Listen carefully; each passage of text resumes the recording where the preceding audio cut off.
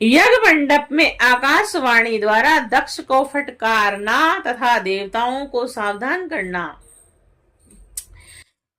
मुनीश्वर, इस बीच वहां दक्ष तथा देवता आदि को सुनाते हुए आकाशवाणी यथार्थ कही गई।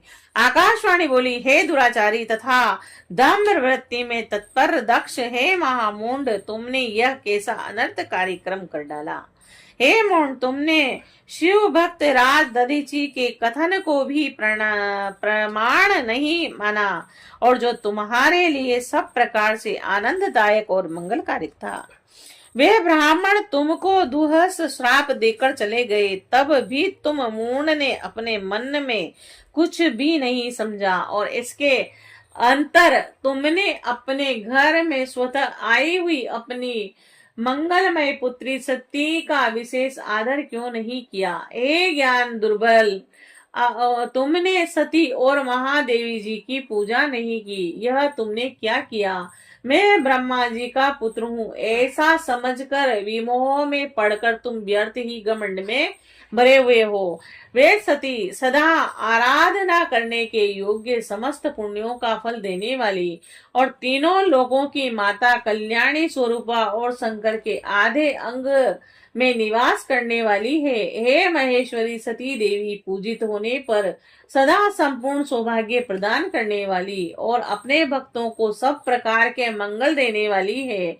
वे सती देवी ही पूजित होने पर सदा संसार का भय दूर करने वाली, मनवांचित फल देने वाली है और समस्त उपद्रवों को नष्ट करने वाली है। हे परमा परमेश्वरी, सती ही पूजित होने पर सदा कीर्ति, भोग और मोक्ष प्रदान करती है। वे सती ही इस जगत को जन्म देने वाली माता, जगत की रक्षा करने वाली, अनादि शक्ति और कल्प के अंतर में जगत का संहार करने वाली है।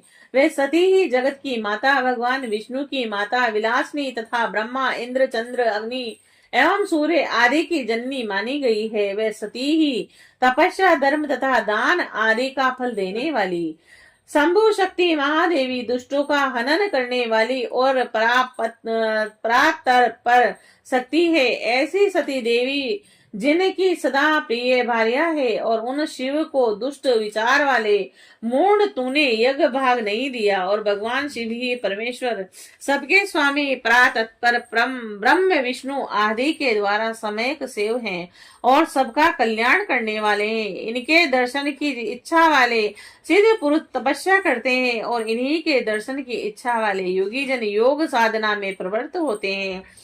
अनंत धन धान्य और यज्ञ आदि का सबसे महान फल शंकर का दर्शन ही कहा गया है।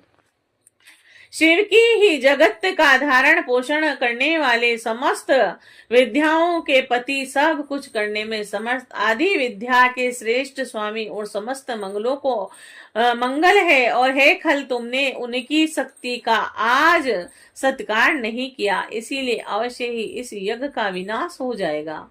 और पूजनीय व्यक्तियों की पूजा न करने से अमंगल होता है। क्या परम पूजनीय वे शिवा तुम्हारी पूजा के योग्य नहीं थी। शेष नाग अपने 1000 मस्तकों से प्रतिदिन जिनकी चरण रज्ज को प्रेम पूर्वक धारण करते हैं, उन्हीं शिव की शिवा वे शिवा सती है। जिनके चरण कमलों का आदर पूर्वक ध्यान और पूजन विष्णु तत्व को प्राप्त हो गए, उन्हीं शिव की वह पत्नी सती है। जिनके चरण कमलों का ध्यान एवं पूजन कर ब्रह्मा ब्रह्म तत्व को प्राप्त हो गए, जिनके चरण कमलों का आदर पूर्वक निरंतर ध्यान एवं पूजन करके इंद्र आदि लोकपालों ने अपने अपने उत्तम पद को प्राप्त किया, उन्हीं शिव की वह पत्नी सती है। भगवान शिव संपूर्ण जगत के पिता हैं और शक्ति रूपा देवी सती जगत माता कही गई है।